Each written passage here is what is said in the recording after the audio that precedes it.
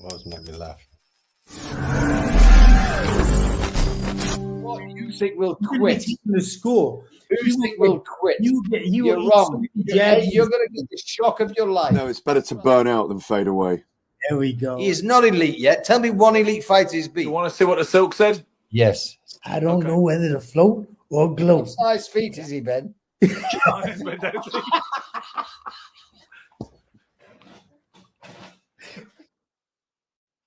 Hello and welcome to Sugar, Silk and Stretch, probably the most cerebral boxing podcast in the world.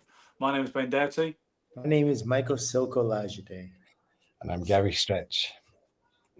Okay, gentlemen. This topic, which we're going to roll with for this episode and see where it takes us, was suggested by a gentleman called Dan Nolan, whose brother was a top amateur flyweight back in the day, 1980s kind of era, called Steve Nolan. And Dan is now a coach at a South London boxing club called Marvel's Lane ABC. And he said, I would love to hear you and Gary and Silk discuss the whole issue of nerves and dealing with pre-fight nerves. And he said, as a kind of framework for this topic, he said, for instance, what occasion were you the most nervous you've ever been? What stands out? Or which fights were you the most nervous for? And was it the hardest to handle? And conversely, for which fights did you feel most confident? So if I throw it to you first, Mr. Olajide, let's just see how the conversation develops. Yeah, throwing it my way was your first mistake. My nature, I flatline on everything, and it's just that's kind of what you bring into the ring. That's the nature of a fighter is the nature of a person, and that the nature of a person is the nature of a fighter, and they don't change when faced with. When you're under duress, under pressure, whatever, you're still maybe you need to be more anticipatory of what's coming at you, and you need to be a little bit tighter. But it's just not something you're capable of because it's not who you are naturally. And it's helped in ways, and it's hurt in ways. There are certain times when I wish I could have been, a little bit tighter about the situation and react in that way, and there's times when I've been like really relaxed and it helped me through a very, perilous situation. So generally when people make well, I don't want to jump ahead here. So let's hear what Gary has to say about it. Yeah, did you tend to be nervous or tend to be less so, Gary? It's funny. It took me 30 years to work out after I retired what I was nervous about. I was always nervous, and I used to analyze my nerves. There was probably three key elements. I used to say I wasn't nervous about getting hurt, really, because if you get hit hard enough, you don't even know what happened. So it's it wasn't that. I had a massive fear of losing. That was a big fear, and that was based upon letting people down who'd put time and years into me. I was afraid to let my trainers down, or fans. So it was never really about my ego of losing. It was more of I would let people down who'd been worked so hard for me, and I learned a few years ago. Because I've analyzed it of myself, I was very nervous, but I was not afraid, but I was nervous. Yeah, and there's a difference. I learned that after so many fights and so many wins, I thought, why'd you keep getting nervous? And it's the unknown. Yeah. And it's just that you never know. You have limited control. You have your idea of a fight, and then you have your opponent's idea. And when they meet, it's whoever gets to dominate the principle. But I guess it was I was afraid to let people down, and I was nervous because of the unknown. And you never know what's going to happen, so you never get used to it. But over the years, I learned to thrive in the nerves, and I learned that Frankie Fear is your friend, because you can use a little bit of adrenaline, a little bit of fear, a little bit of nerves in your favor. Because if a deer can jump 20 yards and a lion chase it can jump 30 yards, 10 yards is fear, adrenaline. So I you think can so. And you know what? When we talk you about can nerves, over exceed yourself in high levels of stress. You can over exceed your capabilities. I think. So when we as long talk as you about don't nerves, freeze. Sorry, when we Ben. talk about nerves, and perhaps if you're coaching, which I know Michael is now, and I've been doing for years, not so much lately. If you're talking to young fighters who haven't been there before so much, and you want to talk to them about how to deal with that aspect of the game. One useful thing is to say you don't want to get in the ring and feel, or you don't want to make that walk to the ring and feel you're not nervous, son. That's when you should start to worry. Do you know? I remember an amateur kid back in my amateur days when he was 6-0, which was no big deal in the grand scheme of things, but locally it seemed to be. It was already raising eyebrows that he was 6-0 with 4 stoppages, so he looked like one to watch. His name was Charlie Williamson, if I remember rightly. And then I remember him boxing on this dinner show in Gloucester, one of them typical smoke-filled kind of raucous affairs. And he was walking to the ring, and he said to his coach, "The adrenaline's not there." And he said, "The adrenaline's not there." And he got stopped in the first round. He pretty much just capitulated, just like that. I don't know what was going on, what the backstory was, why there was no adrenaline, but I always remembered that. You wouldn't want to feel unnervous, would you? Well, what exactly is the lack of adrenaline? The adrenal system gets gets elevated, it gets heightened, and usually it's generally on. When we say fear in boxing, we don't mean you're afraid of somebody like the conventional fear of not losing, but of being afraid of a fighter. For instance, like you look at we expected Kevin Howard to be afraid of Sugar Ray Leonard coming in, and everyone was like, "Oh my God, this is it's not Did winnable." we expect that, Silk? I don't want to argue with you for the sake of it, but surely he was some hungry Philadelphia club fighter who was getting his big but you chance. see all that hungry Philadelphia club fighter. There are many hungry Philadelphia bums that just, you know what I mean? Howard wasn't a puncher. He wasn't a world beater, really. No, but look not at all. Not really. Not at all. And certainly not on the level of Sugar Ray Leonard. But look what he was able to do. He should have been what we consider scared. He was motivated.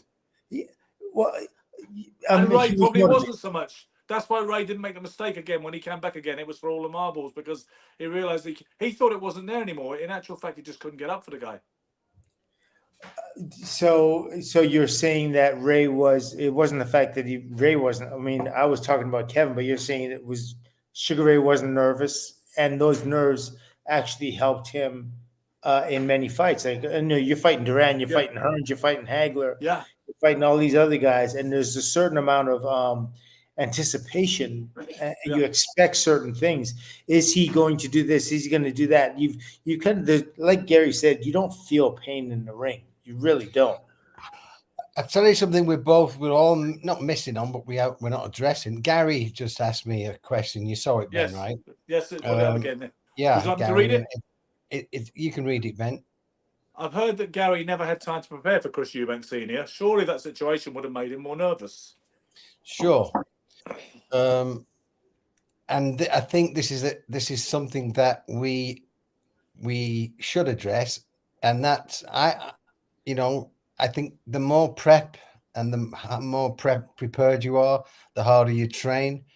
I think you go in with more levels of confidence. If you've done everything right. I think if you've done anything wrong and you know it, then you're going to be, I think it's going to cause issue.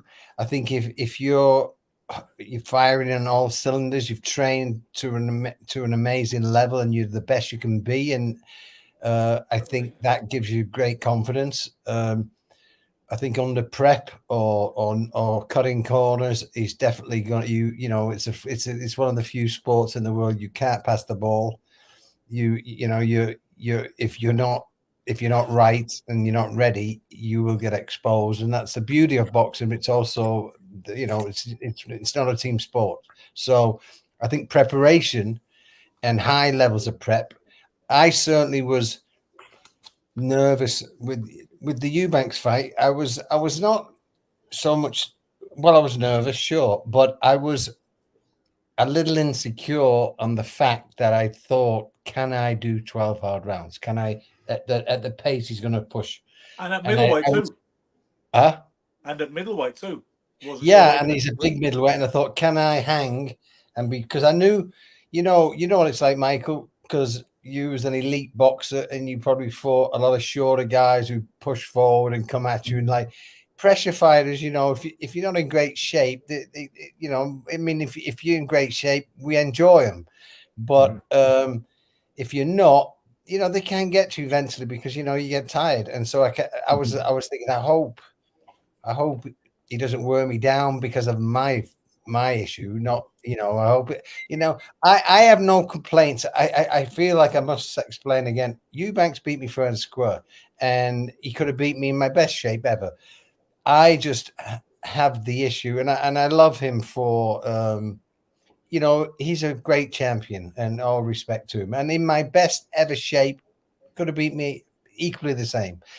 I was only pissed off, and the only reason I say it because we have a show where we get interviewed, and you tell your truth, and my truth was I was pissed off because I should have stayed in shape. I knew I was going to be fighting soon. I should have kept in shape throughout the year, because the one thing is you can get physically fit in 6-8 weeks, but you can't get a solid condition. A strength which is years to it's conditioning is different to fitness. I think when the body's really conditioned. Because you look fit as anything, Gary. For a photo shoot, you looked absolutely dazzling. But were you fit for a 12-round prize fight against a guy of that caliber? And was you in great condition? Like, were your muscles, conditioned to handle the kind of strength and not get fatigued? So yeah, that definitely was a concern for me.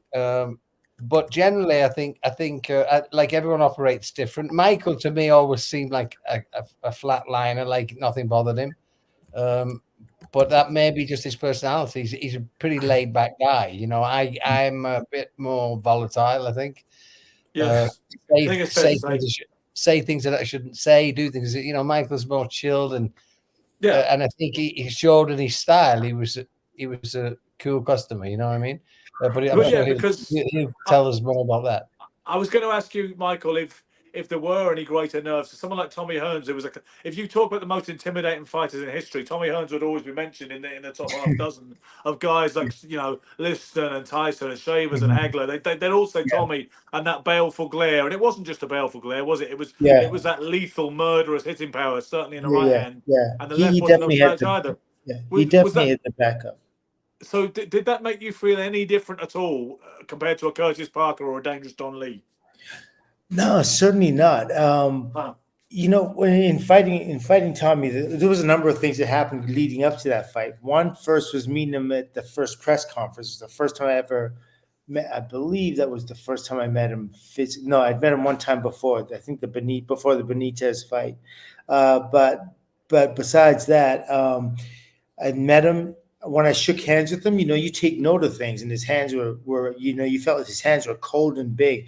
So I was like, okay, so that kind of justifies why he's such a great puncher. You know what I mean? So so you think things like that, and you're not really psyching yourself out, but you're making notes of an individual that you've never made notes of before. Like generally anyone else I've ever fought, I don't. It doesn't rack my brain like that. But you try to decide like what makes this person so great. What's his ability? So I'm trying to figure everything out. And I remember, so at the press conference, now it's the day of the fight or the day before the fight, and it's the weigh-in. And then, and we're looking at each other, sizing each other up and seeing about, whatever that is. And then I hear his brother behind me just talking all sorts of smack, just keep going like this. But like generally, I know like my family and my family blood and how it works. Like they turn around and confront him right away, and it would be on. We'd be swinging and going at it, and I just flatlined right here. I didn't say anything. I'm like, this guy has nothing. I didn't have to even qualify this guy's existence. Billy Hearns, I think it was. I didn't even. Billy was his brother, yeah. Yeah, I didn't even like it. Didn't even register what he was saying to me. And then eventually, Tommy turned around and told him to shut up. And I just like, okay, I looked back at him, and then that was it. But my mind was focused absolutely on Tommy, and there wasn't fear involved. What happens is when you get in, it's how people interpret your actions, and that's what they think. They think they're seeing fear when what they're seeing is hesitation because you're unsure of Ferdy what. Pacheco, you've never quite forgiven Yeah, Ferdy for no, that. well, Ferdy Pacheco as well, but I mean, in terms of Ferdy Pacheco says a lot of things, and he interprets that because that's what he sees or that's what he would do. That's how he feel. He projects he projects on. Without wishing to interrupt you, do you remember when Ali said, "What all you white writers, all you reporters are talking about how scary Foreman is and what a big, bad, ugly monster he is." He said, "Let me tell you something." He said, "Colored folks scare white people more than they scare other colored folks," which I thought was beautiful. It's really true. Ali hit the bullseye on that one. Yeah. I'm a big black guy too. You're not. So look at it. Not your lens, my lens. I'm the greatest. That's hilarious. Like perfect. But keep going. Yeah, no, I was just saying that. So certain things can be interpreted. Take a look at Michael Spinks and Mike Tyson, for instance. You know what I mean? Many people said, okay, well, Mike Tyson outside Mike Spinks going in, and Spinks was scared to death, and that's why he capitulated, and that's why he froze. Yeah, and that's absolutely not the truth. Michael Spinks' actions were Michael Spinks' actions that he's used fighting everybody. Diamond Jim McDonald, it doesn't even matter. It's like he fights the same way. He looks very like herky jerky in his movements, and he over exaggerates when he moves away and the guy throws a punch and everything. But when he comes back, he uses that same energy to come back. And there are a few times he almost caught Mike, but Mike was highly tuned. Mike Tyson, sorry. You don't think, because some people think he came in looking like devoid of self-belief and spooked, and also it looked like a kamikaze suicidal effort that he came out with. He says no. He said I felt great. He said I felt fine, and then I just tried to do what I do, and I got hit. See, the fact you say that does weight cold because he wasn't really sweating, right, coming out. To be honest, I subscribe more to the notion that he was devoid of self-belief, and he just wanted to get out of there. And I look at his demeanor in the post-fight interview with Sugar Ray Leonard when he said, "I'd just be glad the fight's over, Ray," and all this. He didn't look like a man who'd come to do anything. But two things: one, he says no, that's a myth, and I want to set the record straight, so I set some store by that. And the fact that you say it, because I know we call you the contrarian and everything else, but behind all the banter, I have the greatest respect for your way of thinking and your intellect on boxing and in life. So if you say something, it's always going to live in my head rent-free for a little while and perhaps change my perception or something, all right? Okay. Gary, have you got a view on Spinks Tyson specifically, psychologically? Probably the same as yours, Ben. I thought he froze, but the reality of it is I knew very little of him before. Silk knows him, knows his style, knows his demeanor, knows his. I just think it's on education for, and I would never probably say I thought he was unprepared, because I think it's unfair when you don't know a fighter to try and put a label or judgment on it. But so he looked to me like Tyson was the most feared fighter in the world, maybe ever at one point. So.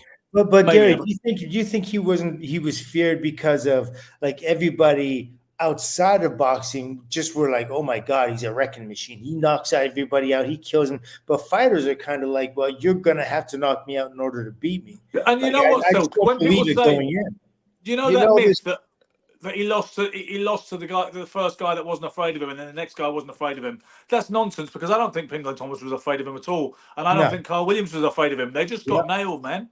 Yeah, exactly. You get hit. And Mike Tyson has real ability. I mean, you know what I mean? He can really punch. He has real ability. He's not just staring at you like a school bully. And if you stand up to him, he melts. Exactly. No, and I think I think that, I think people who don't know boxing, like, if Spinks would have caught him with a crazy shot, then he's a genius, So it's it's one shot away from a genius or a coward, They don't understand the game, and so good point. He just missed Mike at one point with a right hand. But do you know what though, Silk? You don't knock Mike Tyson out in one shot. You have to bludgeon him all night and nail him to the canvas. Well, you that was kind always of, evident. yeah, I do believe that. Spence was never going to win with a let's land on him game plan. No. Yeah, you're absolutely right. I'm not saying that he would have knocked him out with that shot, but I'm saying if he would have caught him with that right hand, which just skinned him, because Mike's ability, he gets offline when he punches as well. But had that shot just been a little bit timed just differently, and you mean when he got knocked out, literally at the moment? I don't think he would have been knocked out, but I do think he would have slowed his roll. No, what I'm saying is, do you mean literally as Spinks got knocked out, he threw his own shot? Is that what you're referring to that moment? I believe so. No. When he came in with the overhand right? And then he got hit with Tyson hit him with a left hook and a right uppercut, and that was yes, it, yeah? exactly. But, yeah. Well, Jim Watt, a former WBC lightweight champion, said that was just kamikaze. He said that was proof he wanted out of there. He said he threw a silly right hand. He'd just been knocked down by the body shot, right, against the ropes. Then he throws a silly right hand, and what does he expect? That was his take on it. I don't know how to justify that. I really don't, because many of fighters, like when they're most susceptible after they've hurt you, they're coming in and they're thinking it's over. And Mike definitely put everything into that shot. Yeah, but it's not that he shouldn't have. I mean, what else? A man who completely cowers under an attack, that's something different altogether. Michael speaks to the thing that's getting look, on your butt. Look at Nigel Benn, Joe Yes, McLaren. I knew you'd say that. Yeah, the wounded tiger syndrome. Yeah, and so Silk's completely right. Most fighters are the most dangerous when they've been hurt. And if you'd been hurt, people who don't know fighting don't understand this. And this is a factor that people have got to understand. Like, we all know it because we've all been in it. And once you get hurt, it takes away fear a little bit, because it's like you get warmed up almost. Once you take a couple of shots, you feel, it's the first couple what you're not ready for, whatever. But like, as the fights go on, you see, that's why you see fights build and they end up wars, because as the fight goes on, they're getting more accustomed to it. You're right. And they get brave, and then they bloodbath, and then they beat downs and wars. They start off with caution, like every fight should, because it's you've got to find your range. You've got to take a look at the guy. You may study him, but he's never fought someone like you. So there is a feeling out period. And if people think that is cowardly, they're just ignorant. That's being smart, Yeah. And to go after Mike with a huge shot, having getting hurt, I'd say that's extremely brave, not cowardly. Yeah, I'm in two minds about that. But let's not lose sight of the essential thread topic for this particular episode. So Dan was saying he wanted to know from each of us any fight that stands out in particular where you were more nervous than normal. The fight for which you were most nervous was the way he phrased the question. I'm trying to think. I'll talk then for a sec. It's funny. I've had a couple of big nights in my life, which I've said were big nights. Not for probably, maybe for the public, but the George Collins fight was a big night. It was a massive upset in the amateurs, as you know, when I knocked him out. But this is what interests me when Silk talks, and I think he can explain more because he's probably more eloquent than me. That fight, and I understand him when he talks about Tommy Hearns. There's also a freedom fighting someone like Hearns, or even for me fighting Collins 73-0. Like, no one expects me to win, so I don't have the pressure that. That it's like, and I can only do well. I can get beat, of course, but I can shock the world. So it's exciting. So with the Collins fight, I mean, I knew everyone around me who knew me knew. I told to my trainer was an old man called Tony Smart, and he wasn't 100% well. So his son took me to the fight to go in the corner with me. And I went to see the old man before I left, and I said, I promise you, 1 round. And he smiled and he said, I know you're going to tell the fucking truth. And I said, I promise you it's 1 round. And he said, okay. And I went, it was 1 round. But what I'd like to talk to Mike about is fear, nerves, excitement. They mix in, and you can be excited about a fight, and people can take it like it's fear. So on the big fights, there's drama at stake, and there's big stakes, and the consequences of winning. So there's an excitement, and I think people can. It's just a heightened reality. You're about to change your life. Heightened reality is exactly right. That's what. It's like a more intense form of it's like, this is not every day of your life. This is Michael goes to fight the scariest, one of the greatest fighters in the history of the world, and he could beat this guy tonight, and his life changes overnight. And so you have to understand, like, I think our mind there's so much things going on. I think we can misread things. And if you really stop, and you've got a great trainer, and he says, hey, let's just talk about this. You're not afraid, you're nervous, you're anticipating, I think you have to, I think great trainers, and they sit with the fighters, and they break down what they're going through, and they put them in a state where they understand this is heightened reality. It's good. Go with it, enjoy it. And, so I think, I think people misread sometimes fear for excitement. So and fighters being fighters, they're always like, you're in the game because, I mean, there's pain involved. There's a chance of loss, and I think that's a kind of important thing to realize when you're looking at a fighter in the ring. Now, we as human beings, we fear change. We fear different. We fear the unknown. And I don't even know if it causes you hesitation, or it causes you to think in or act in ways that you wouldn't usually. And certain people are better analyzing and processing that stress than others as well. Some people get the elevated stress levels and they come apart mentally. Well, did either of you ever know? I mean, I realize we've skipped over the question because you both basically answered, Dan, and it's more complicated than just saying the fight I was most nervous for. Because Gary said that you can be confident and nervous all at once. So, okay. But did any of you have a stablemate or a guy in the gym who just couldn't handle the pressure and might have been a great gym fighter, but just was no good? Israel Cole. Go on. Israel Cole. Yeah. I don't know if you know him. Of course I do. So Israel Cole, I watched him beat up everyone he sparred with in the gym. From Michael Watson, I saw him beat him up. I saw him have wars with Mike McCallum and beat him up. Not beat him up, but absolutely held his own. Yes. I saw him. I sparred with him. He beat me up. And then every time the big lights, the small gloves, he fell apart. Because he fought on the undercard of Hagler Mugabe, I believe it was, or it might have been Hagler Leonard. It was one of them. I kept saying, who's this guy? Because he was amazing. I saw him with McCallum, and I saw him with a couple of other fighters. Like, amazing. He was incredible in the gym. And then I think it was Bob Arum was in the gym, in the Top Right gym, and he said to me, I've tried everything, but he just falls apart every fight. I said, what's his record? It was like 8-20 or something like that. Yeah. And that sounds like your Johnny Banks Walker, Michael.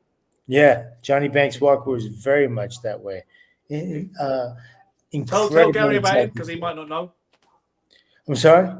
Tell Gary about him, because Gary might not know. Oh, yeah.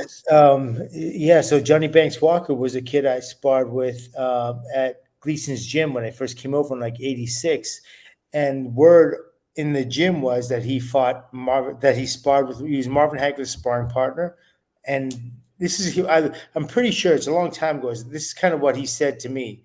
But he said he dropped Hagler in the gym, and he's the only person to ever do that. Now, there are a lot of people that said Hagler's never been dropped. There are people that were in Hagler's gym that said that never happened. I understand that.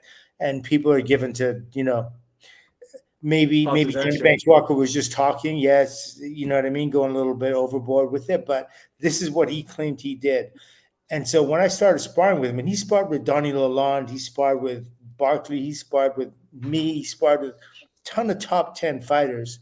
And he was no, he gave him that business in the gym. I couldn't believe. I thought for sure I sparred 8 rounds in a row with this guy, and I was in condition, and I thought, no way this guy could stay. He was there through the whole time, and he was ready for more the next day. And I'm saying to myself, maybe I believe him, because the pace in which we were fighting and the way he just, you know what I mean? I mean, no way at that point in my development anyway was I ready for a Hagler, but I still see how he could certainly give a guy an issue. But when he gets into the fight, he fought Ray Gray and I think Dangerous Don Lee and a couple of other top fighters, folded like a chair as soon as he got hit. And I couldn't believe it. I was stunned. Because he was nails in the gym. Yeah. So there is that syndrome. So it's in a way it's reassuring, because it shows not everybody's like you guys, you know, that who could successfully navigate that at the top level and perform well and be the best you could be on most of those occasions, you know. So it just shows that it ain't necessarily. Another thing, Ben, which we can all talk about is I knew most of the time pretty much what I was going to do when I got in. You know, I honestly controlled 99% of the fights I fought in. I think I was intuitive. Like I would watch my opponents and work them out a little bit. I would train accordingly, and it was very rare that someone took me off the game I wanted to play. You know, Fought your fight. Yeah, I mean, I don't think I ever had a fight, or not that I remember, even Eubanks to a degree that he controlled the fight. You know, no, he didn't. He was waiting for an opportunity. He waited for the gap. So he said, jumped on it, but you were controlling the game plan. Most of it, and he said to me, he even said after the fight, I knew I would get to him. You know, and he, you know, that's his belief, and his belief was true. But for most of the time, I had the confidence to, and the experience. I'd done enough rounds. I'd done enough rounds with great fighters in the gym. I worked with McCallum. I worked with all the good fighters in the top rank.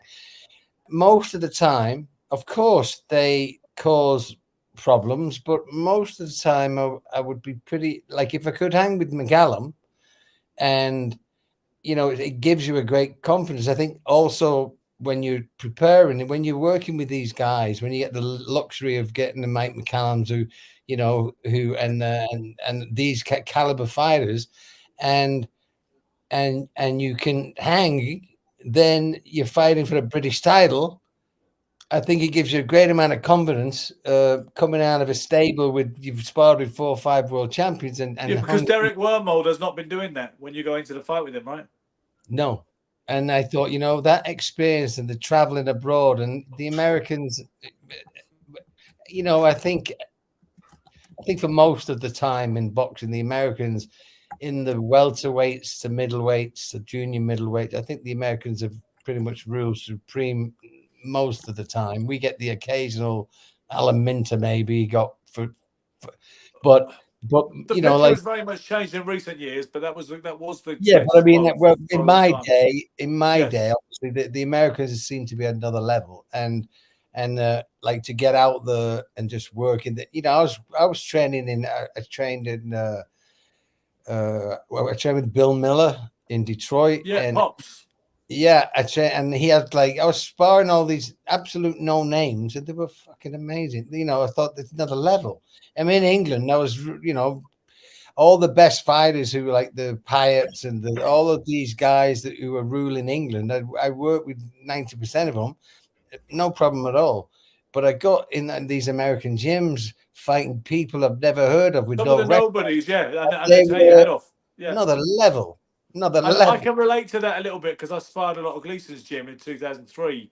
And I remember Nigel Benn, ahead of his fight, when he beat Doug DeWitt to become a WBO world champion, he said, you know, the gym culture of sparring is so different here. He said, some guys have really been banging me, but that's what I needed, you know. And it is a bit different. Michael probably doesn't know what it's like in English gyms, really. He only knows what it's like in the tough stateside gyms, so we can't really explain to him I think the American sparring is like, it's a bit full on as well. Whereas, you know, in England, like, it's a small community. We all know, well, the community is vast. Boxing is, it's, you know, we all know each other. But in England, it's like different. Like they don't try and kill each other. They work at a level. But in America, I found like if I wasn't on my game, these fuckers would knock me out. You know, they absolutely. They do, yeah.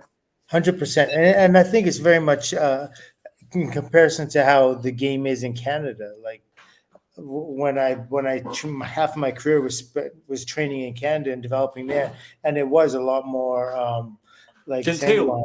It wasn't as intense. Once I got to the States, I remember coming early before I actually came to New York. We went down to LA, and I sparred down there in gym, the Latin gym. I think it was Azteca, and that was those guys were going at it. Like it was like Bobby Chacon and Bazooka Limon all over again every single day. Oh, it is interesting like that, isn't it? Them gyms like that, and Philadelphia has a reputation for that as well. Because I remember Joe Calzaghe saying that he didn't have gym wars, and he thought that was one of the components of his success and his longevity.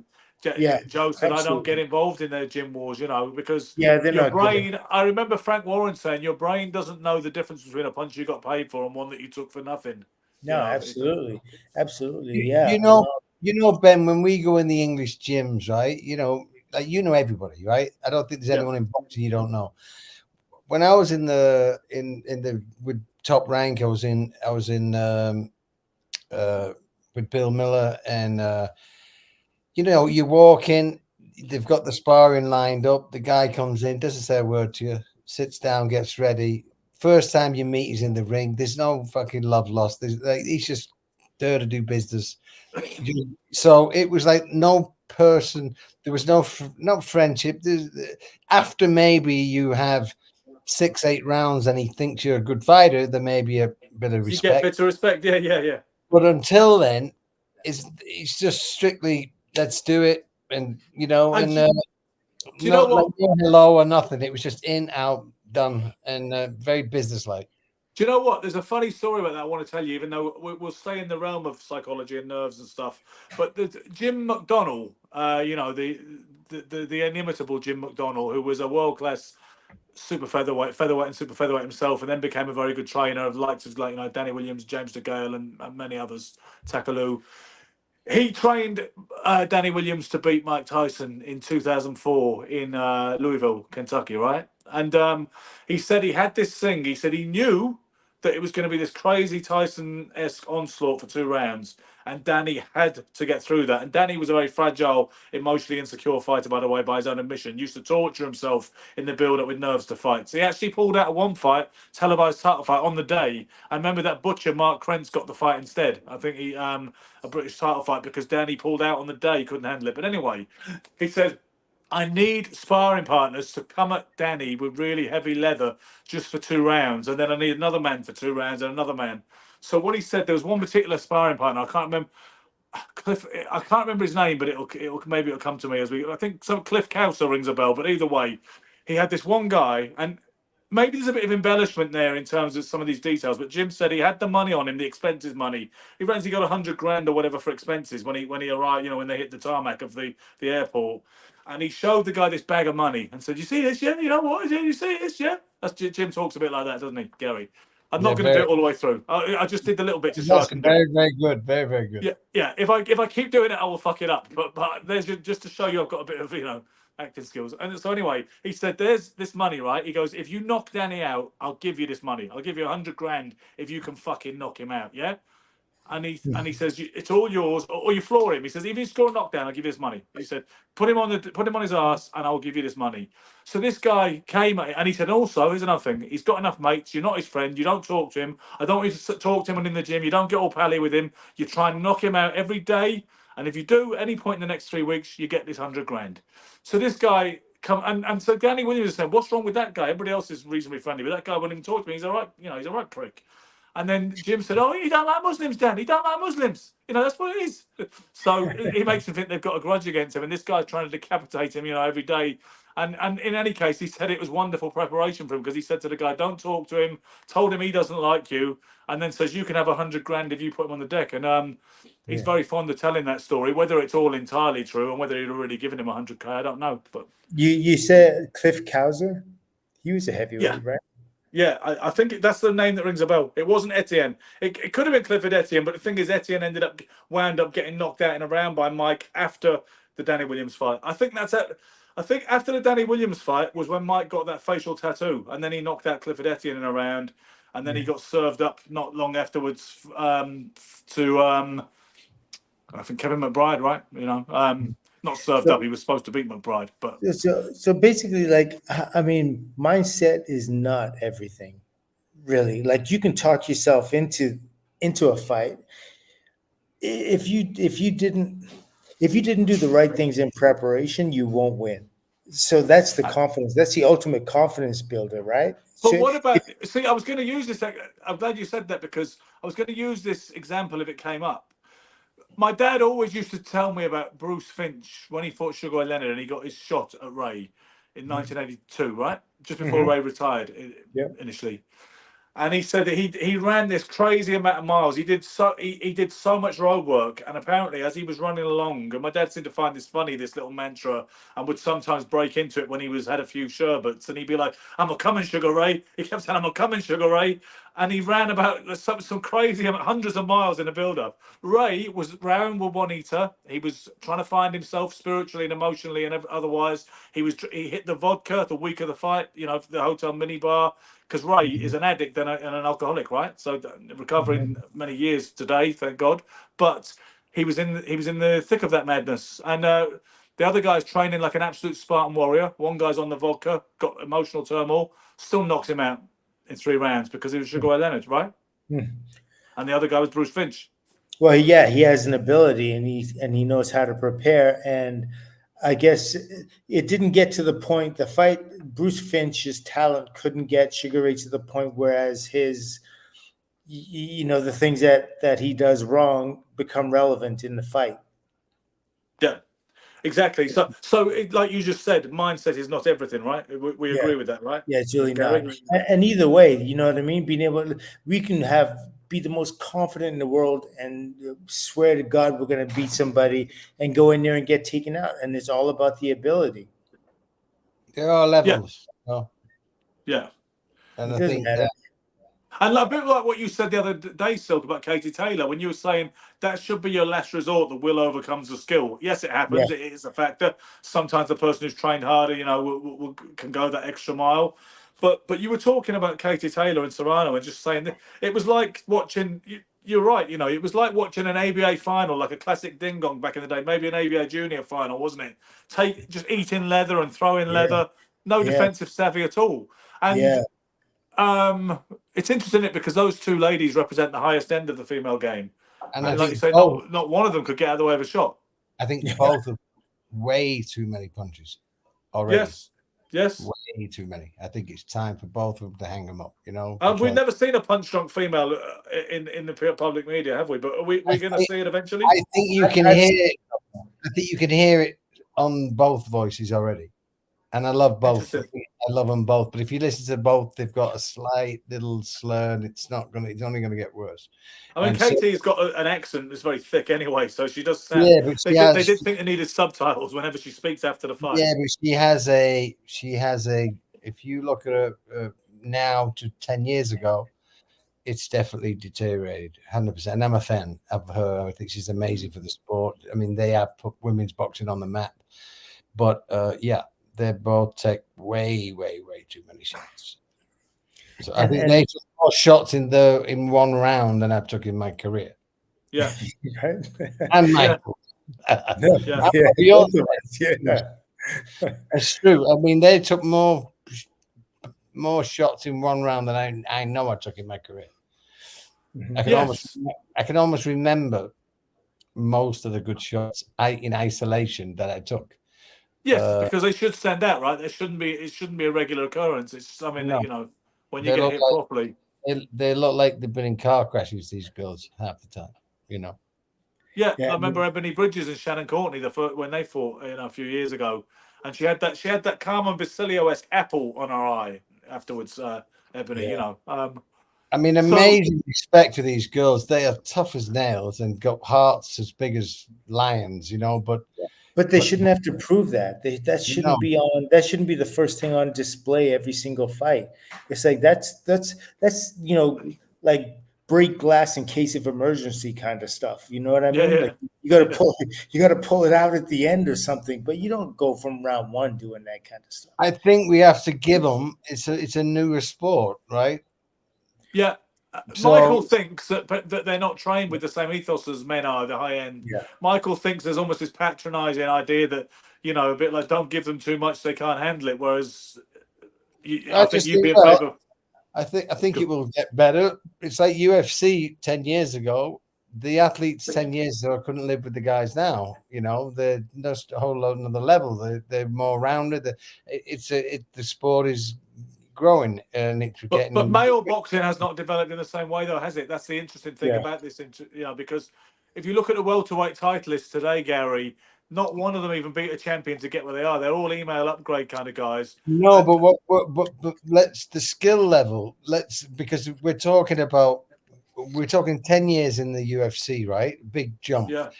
Boxing is so old. 10 years ago was nothing. not a big deal. I'm talking 50 years ago. 40 maybe. years ago, I think we had better But the fights skills aren't in there most because cases. the skills aren't there in female boxing because the demands are not made of them. There's absolutely no reason why And do you women know what, shouldn't though, be Silk? executing as well as men. Some people would rather watch that. Some people would, because when I posted it the other day to echo your sentiment, some people saying, "Oh, what a great fight! What a war! Loved it." Some people would rather watch it because it was a bit like Gatti Ward, right? Taylor Serrano was a bit like Gatti Ward, ish. There was elements of. I don't like them. Yeah. I mean, I don't like them kind of wars. I love female boxing. I think it's great. There's some amazing ambassadors. I don't like seeing that level of punishment with I don't enjoy watching it, to be honest. Well, do you enjoy it when you see two men doing it? I mean, like Corrales and Castillo or Gatti and Ward. Sometimes you gotta have a fight, right? I mean, it turns into a fight. And do you prefer that, or do you prefer Leonard Benitez kind of vibe? I prefer Ray Leonard in his prime, not getting touched and blasting people out, and I love the art of the sport.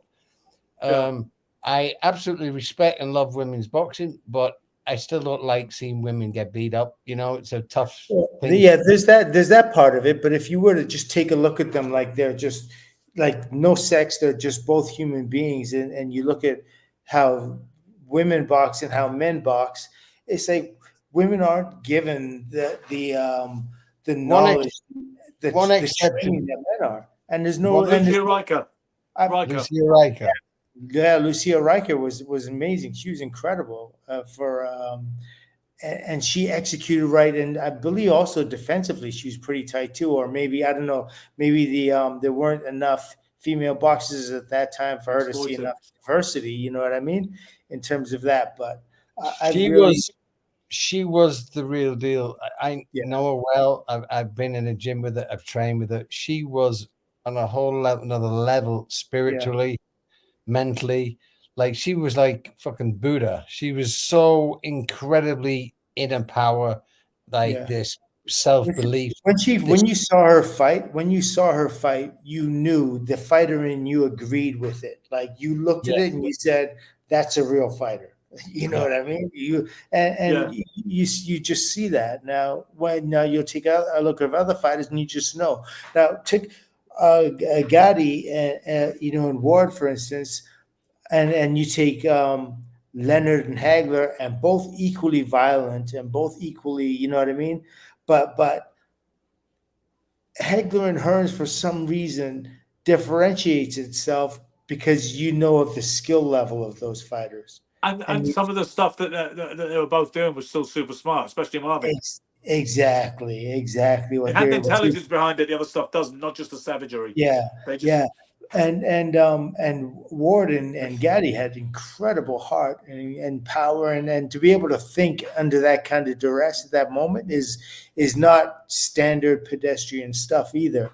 And the other thing is, it's smarter offensively. If they're going to be all out offense and stand and trade, there's still more of an intricacy to some of those offensives than that you necessarily see with just the straight arms flying with some ladies.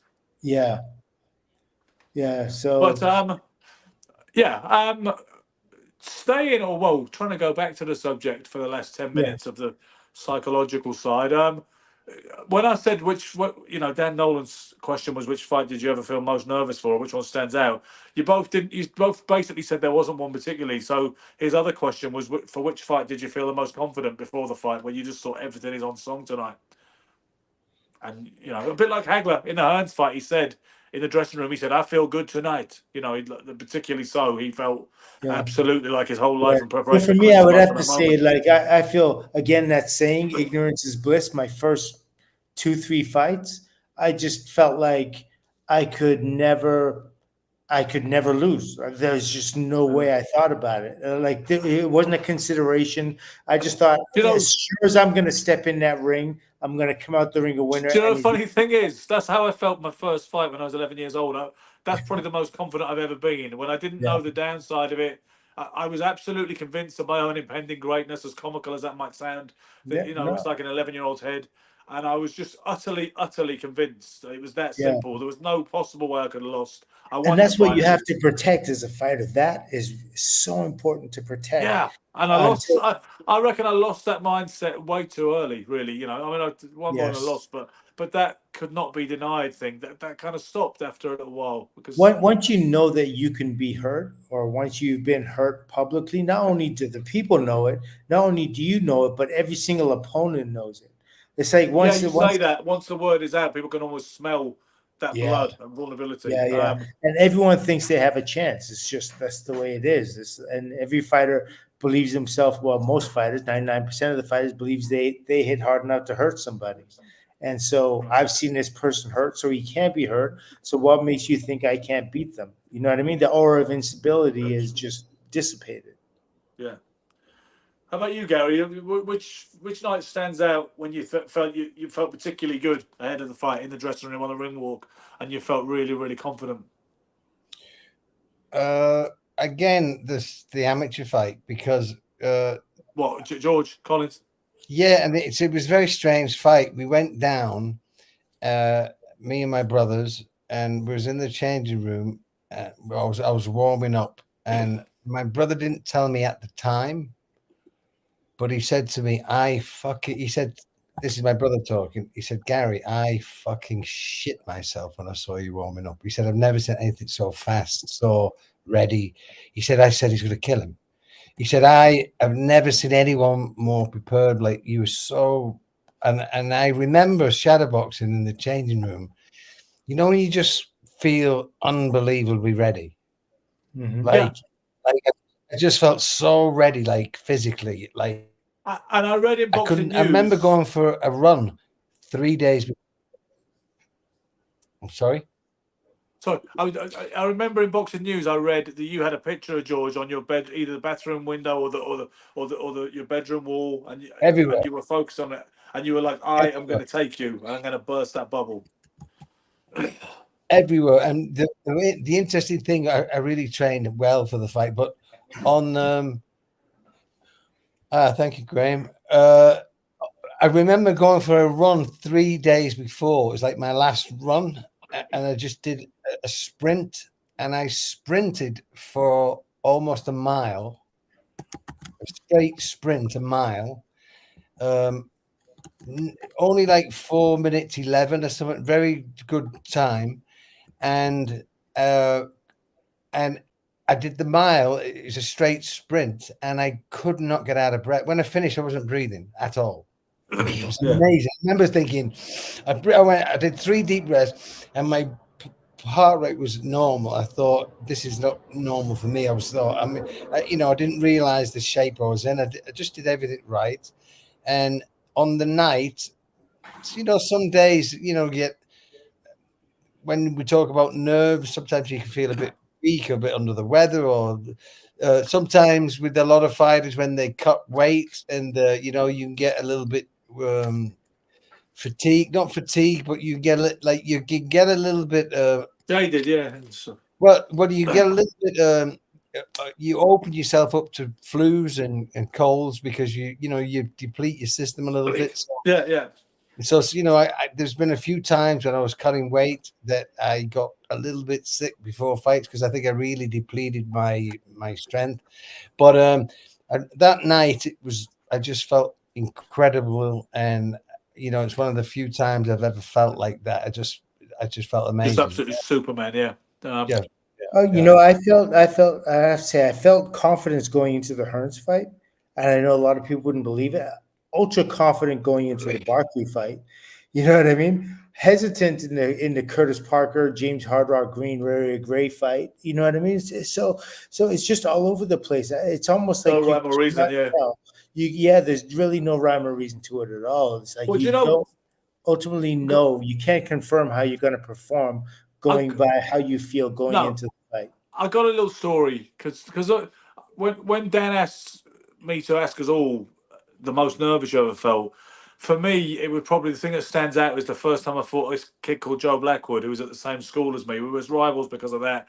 Same weight division, same school year. We met first in the schoolboy championships, 1983.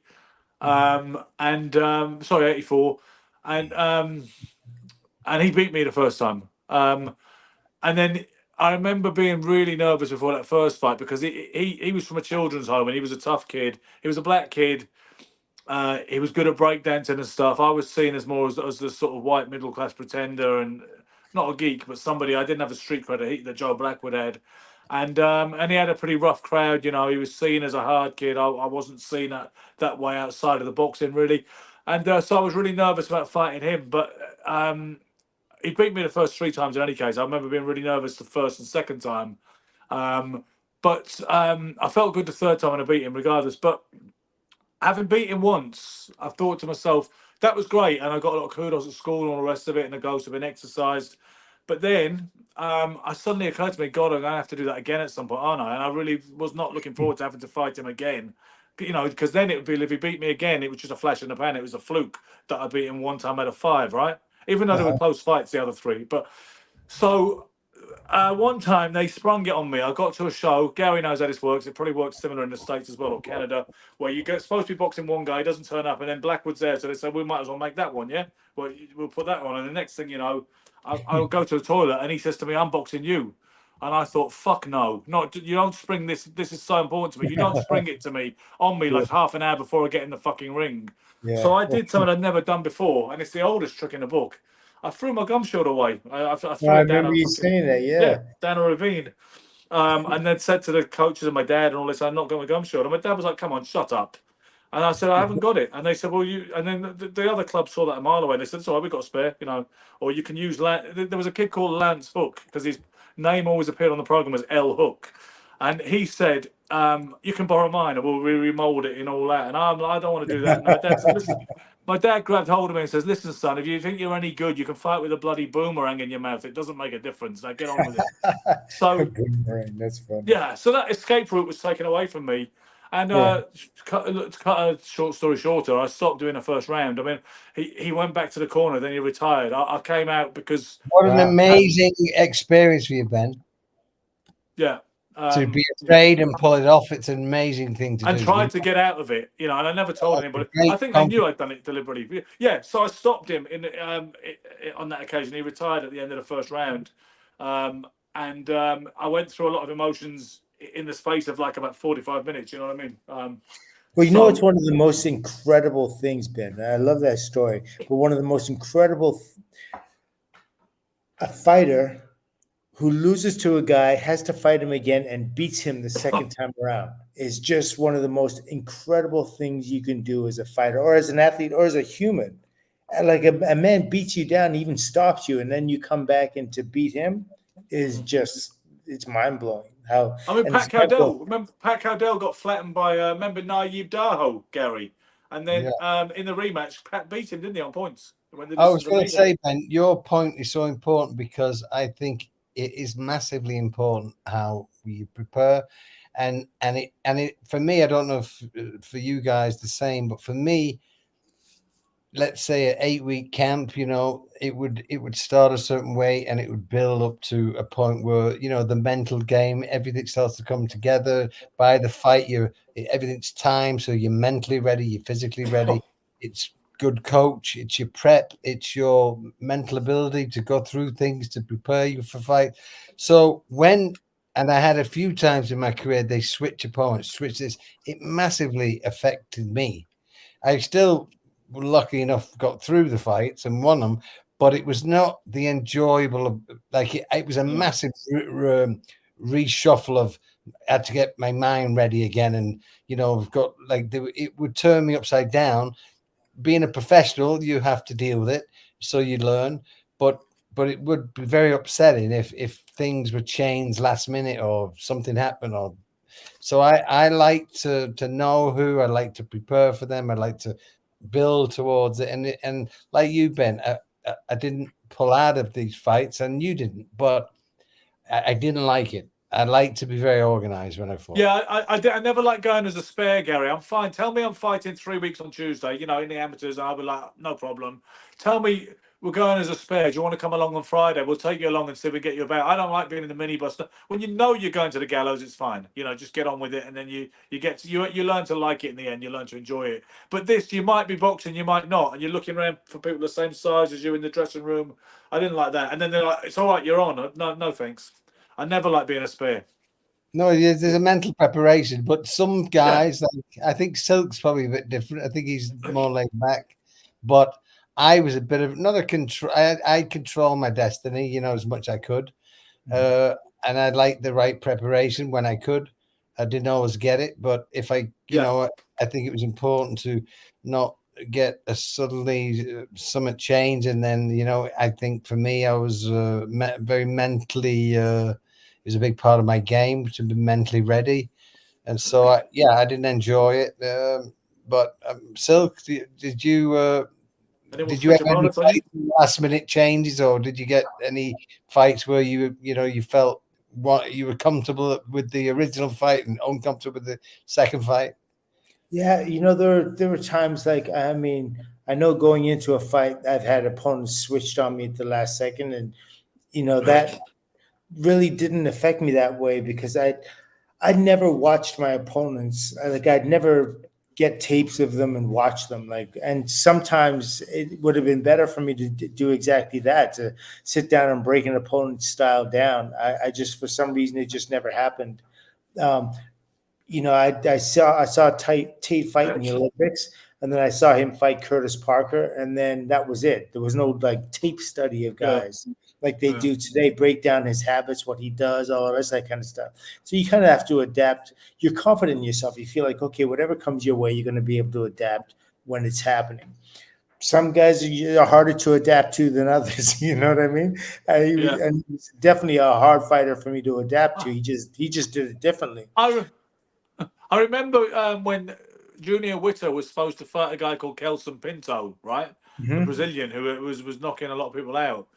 And then Witter pulled out of the fight. And then Ricky Hatton agreed to fight him when he was on the way up before he beat Zoo. And he said, I've seen, because one of the Ingles said, I think it was one of the Ingle camps said, we saw his highlight reel and it's just absolute mayhem and carnage. It's ridiculous. And someone said, you know what? We don't need this guy. And they skipped over it.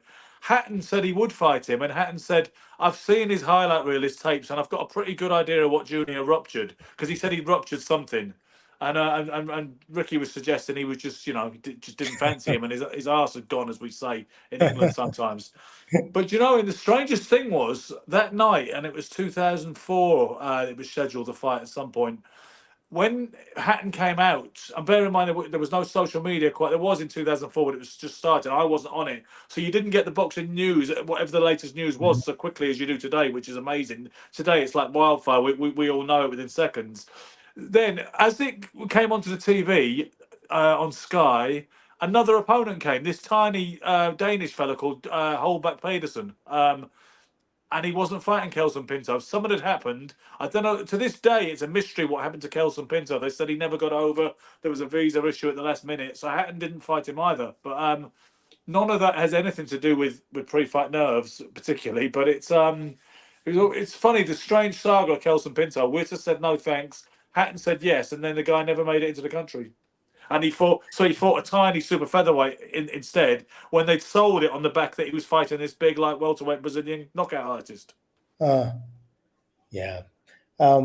Those kids coming out of that part of the Favelas. world, South America too, are like pretty scary because most of them, a great deal of them are punchers, and you don't really, there's nothing on them. There's just absolutely nothing on them. So that fear that causes a little bit of causes trepidation.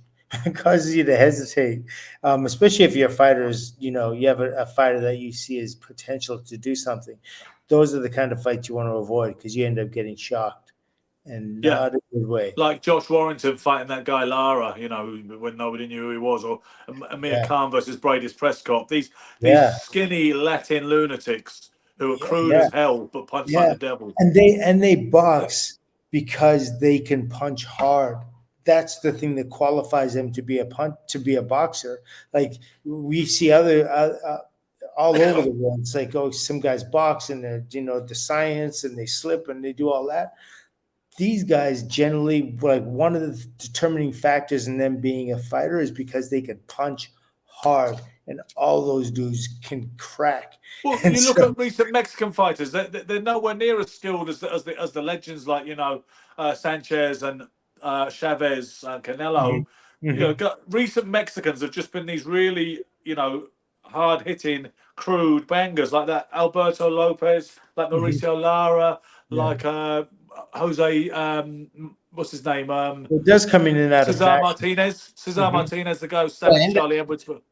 Ben, I have a random question off the subject. Did the Japanese kid just get beat? Inoue, whatever. Inoue, no. Inoue. He won. No. Yeah. He won.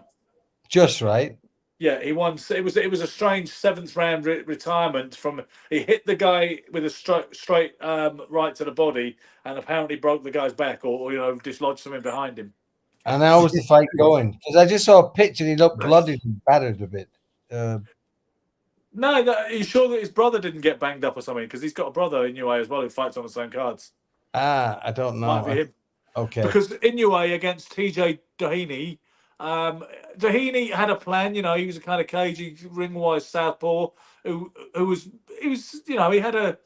having a go and he was landing straight left hands on Inoue at times, but Inoue was just going through the gears, and then once he stepped up, he started to batter the guy. Well, that's Inoue's going to take some shifting. Okay. Yeah. Inoue is extremely confident. Like when you know that when you touch somebody, you're going to make a difference. That separates you from the rest of the herd completely. Like Inoue, he knows that if he hits you, it's going to be, what I mean? You're going to be hurt. So it almost doesn't matter what you do. He's just waiting for that one shot to drop.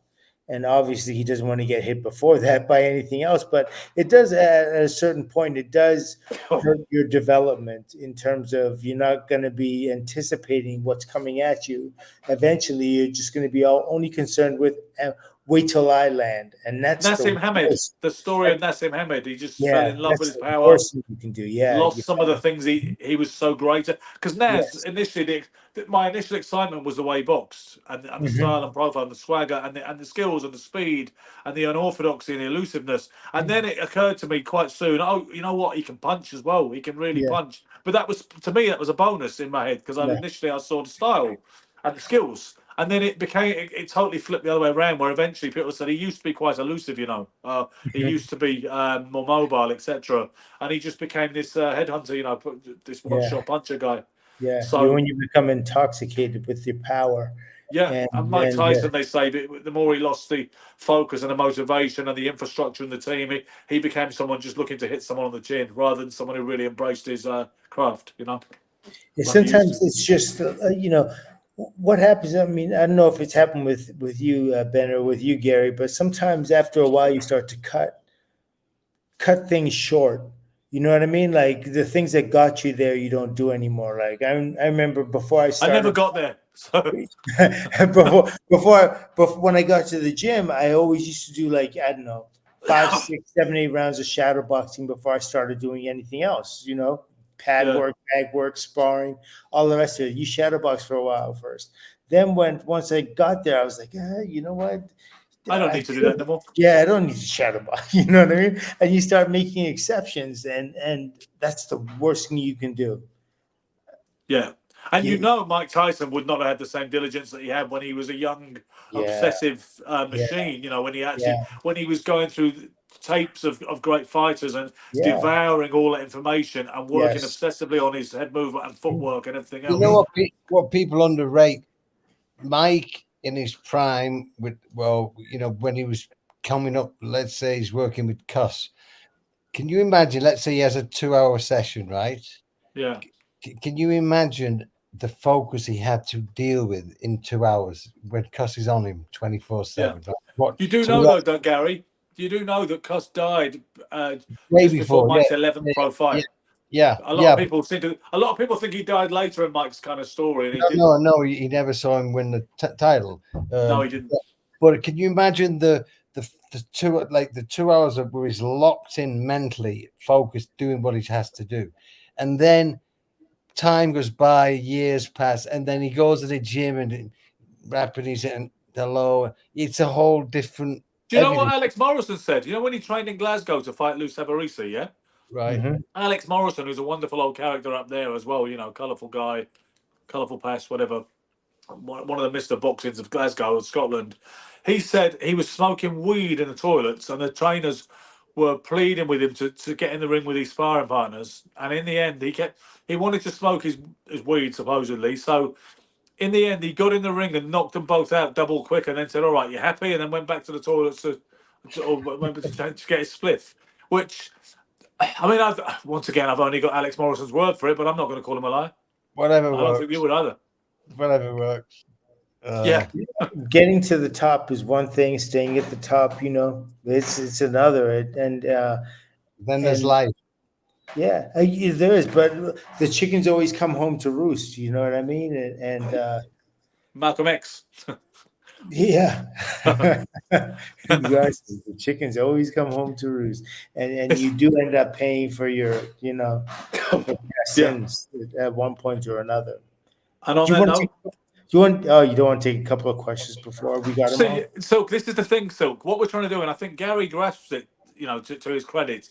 We try to take them in context of the show when people ask them. We don't get right to the end and go, right, back like an hour and a half ago, someone said, did boxing begin in 719 with the inception of James Figg? Oh, you couldn't put it at the start. Gary, could he put that? He couldn't do it at this. He couldn't do it at the start either, could he? You couldn't do it at the start. So I put them up. I put them up for relevance and for recognition. And if it was just me, honestly, which I don't want it to be, of course, who wants to just watch Sugar? But if it was just me, I'd be like, yeah, there's a good point you just made there, Danny, and et cetera, and Bruce. Okay, but I put them up for you guys to notice them to see if you want to segue. Gary did it when he said, look, Gary Rickers just asked me a question. Was I more nervous because I didn't get sufficient preparation for Chris Eubank? That's how we have to do it. We can't just come to a natural end, which is about 1 minute, 1 hour, 12 minutes. I actually didn't know that, Ben. I did pull a question. I thought it was a good question, but I think Silk thought and I thought you're going to pick what or ask the questions when. Can we just keep an eye out for them? I mean, I'll put them up for you guys. Yeah, we can't address everything. I think now, of course, if a question comes up, as long as it's not in the middle of someone's talking about something else, then if a question comes up and you leave it up, if you think it's a good question, leave it up and get addressed after you finish talking or whatever. Yeah. Oh, there you go. This is a bit like a production meeting, which probably shouldn't be part of the show. You feel you do put them up sometimes to take them down. I think if be sensitive to being corrected in public. On that note, I'm not sensitive to being corrected. I am sensitive to our product. I want it to be slick as fuck. Which I probably shouldn't say, profanities in that case. But yeah, you just heard it. I want it to be perfect, and this has been a good show. I feel I want it to be perfect. So, shall we close out, Mr. Silk? I'll do it. All you got to do is give me the nod. Right. Yeah, let's do it. Let's close out. Okay, and we can hang around and have a delightful chat backstage. I hope we can do that. So, guys, thank you again for following us through this hopefully fascinating episode. Not because of me, but because of them. No, because of all three. Okay, yeah. You've got to interrupt it, you see. We hope you enjoy this particular brand of chemistry and chaos. Like, subscribe, share, spread the word. Danny Graham asked what happened to the Friday shows. Sometimes we do Fridays, sometimes we don't. I was at a boxing show, in actual fact. But We will always be back at some point in the week, and we'll be back next Friday, hopefully, before the Canelo Alvarez Saul Belanga fight. Tune in for the preview. You know, it makes sense.